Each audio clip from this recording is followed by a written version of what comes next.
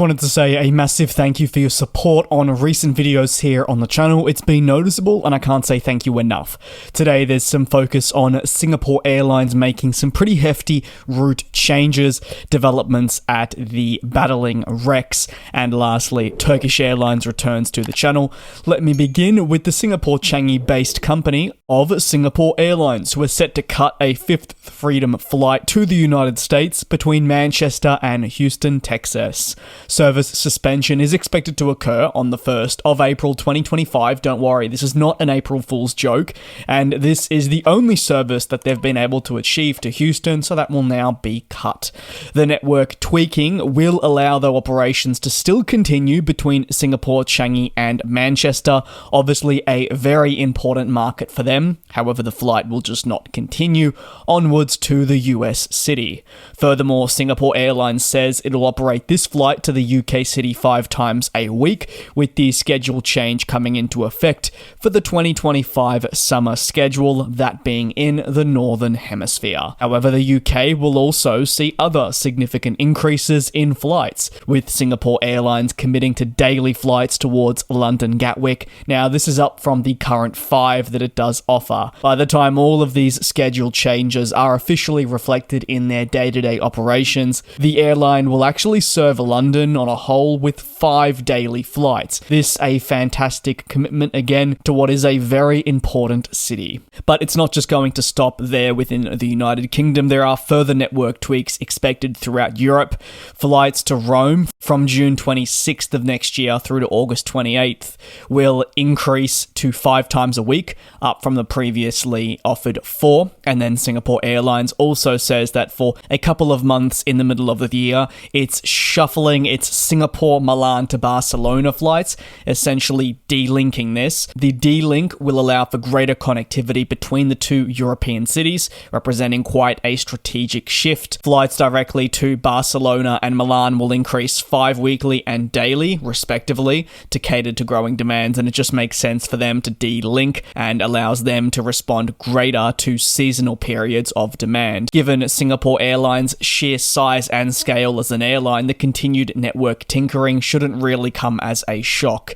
Aircraft changes are lastly also set to take place in India, where in mid-2025, Mumbai will no longer receive the A380, this just for a month though, with the 777-300ER replacing the world's largest passenger plane.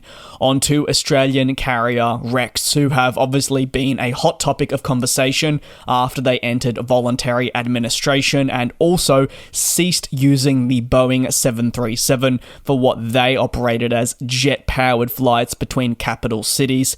They're seeing their struggles continue, and there's some interesting directions that administrators are looking to head.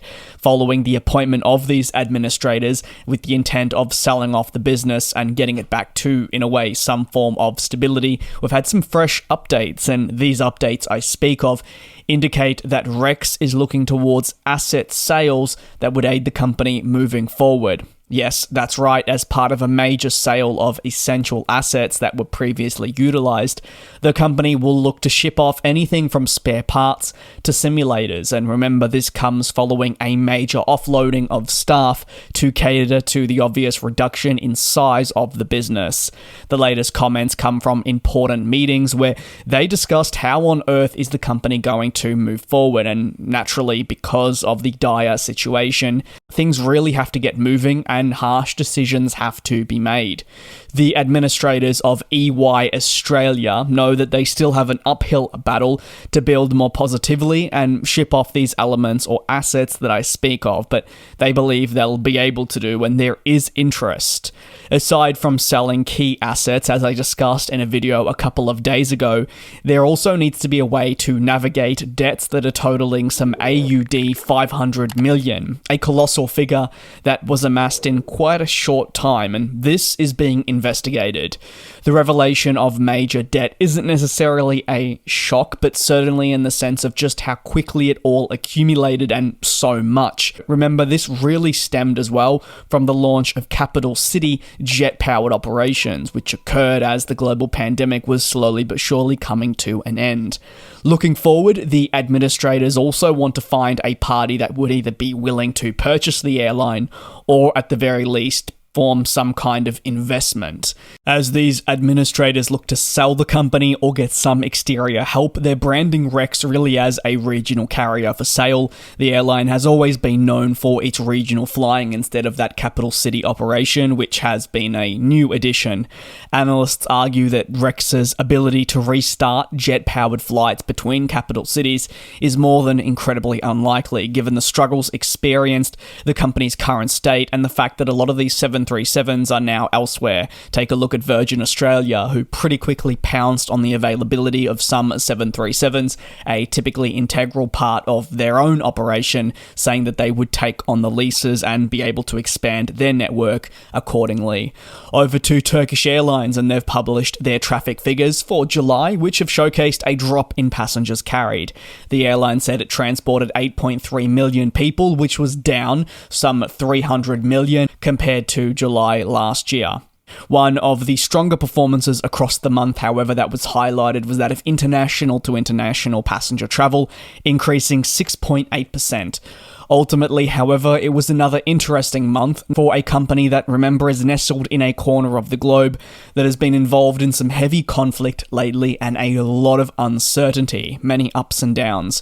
While this can definitely deter some airlines from flying to nearby markets, and that's been more than visible in the likes of Israel and other markets where airlines such as Delta have essentially restarted, cancelled, suspended, restarted on a continued basis, and it will affect these airlines' ability to offer a schedule that they would ideally like. And as a result, an airline such as Turkish could be forced to rejig its operations to preserve future flying and ensure that routes remain profitable at the cost of other markets.